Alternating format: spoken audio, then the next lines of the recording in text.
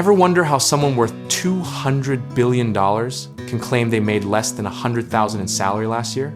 It's not magic, and it's definitely not fraud. It's just the financial equivalent of a cheat code that's been hiding in plain sight. Picture yourself as a tech billionaire with shares worth $50 billion.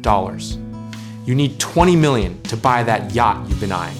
Do you sell your shares and trigger a massive tax bill, or do you make a single phone call to your private banker? Here's the wild part. You never actually touch your own money. Instead, you walk into a bank with your stock portfolio, those billions in company shares, and you use them as collateral.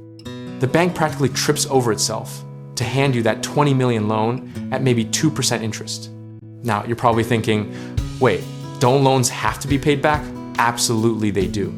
But here's where it gets delicious. You never actually pay it back with cash from your pocket. When that first loan comes due in a few years, you simply take out another, bigger loan to cover it. Your stock has probably grown in value anyway, so the bank is even happier to lend you more. It's like using one credit card to pay off another. Except banks actually love when you do this because you're insanely wealthy. Meanwhile, your actual salary might be $1 per year. Some CEOs literally take a single dollar as their official income. Sounds noble, right? It's actually brilliant tax strategy dressed up as modesty. Traditional income gets taxed immediately up to 37% at the federal level for the highest earners. But loans aren't income, so they're not taxed at all. You're essentially converting your billions into spending money without the IRS taking a cut. The banks are thrilled to participate in this dance because lending to billionaires is the safest bet in finance. Your collateral is worth way more than the loan, and if things somehow go south, they just take your shares. Nobody's losing sleep over this arrangement. So you're living your best life. Private jets, multiple mansions, rare art collections, all funded by borrowed money. And that growing pile of debt, it just sits there, accruing minimal interest while your stock portfolio grows at 8 or 10% annually. This is what financial advisors call buy, borrow, die. The three-word strategy that's kept generational wealth alive for decades.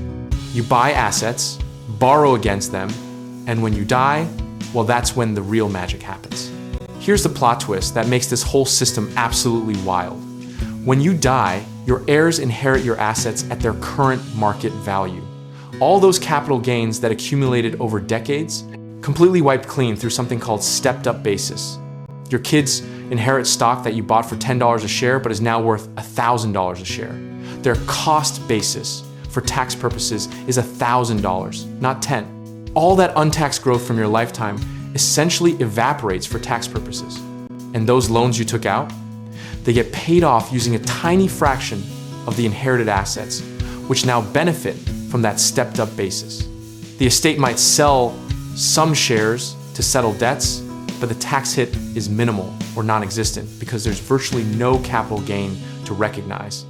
The cycle then starts over with the next generation. They've inherited billions, they'll take out their own loans, and they'll pass it all along again. It's a perpetual motion machine of wealth that barely interacts with the tax system. Some defenders say this is just smart financial planning, using the tools available within the legal system. And they're not wrong. None of this is illegal. It's just that these particular tools are only available if you're already spectacularly wealthy.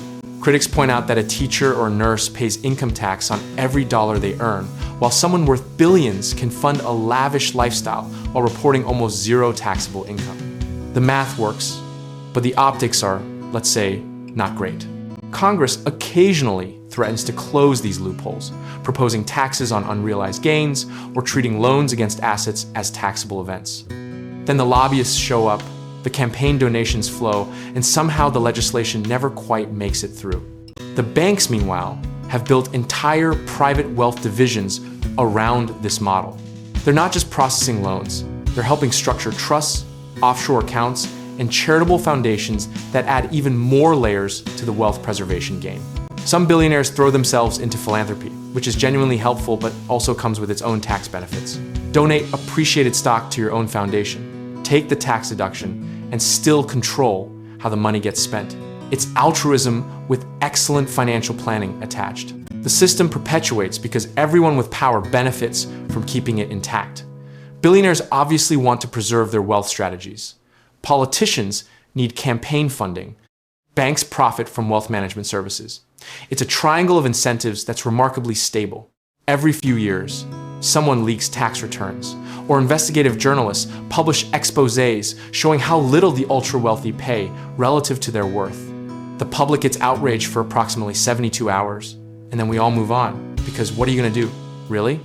The mechanism isn't even particularly hidden anymore. It's been explained in financial publications, documentaries, and congressional hearings. We collectively know how it works. The system persists anyway, because knowing about a problem and fixing a problem are two very different things. Young tech founders get coached on this strategy before their companies even go public. By the time they're worth billions, they've already got the infrastructure in place, the right banks, the right accountants, the right legal teams, all coordinating to minimize tax exposure. Some states have tried wealth taxes or higher capital gains rates, which mostly results in billionaires moving to Florida or Texas, where there's no state income tax. You can change the rules in your jurisdiction, but the wealthy are mobile in ways most people simply aren't. International versions of this strategy get even more complex, involving multiple countries' tax treaties, residency games, and corporate structures that would make your head spin.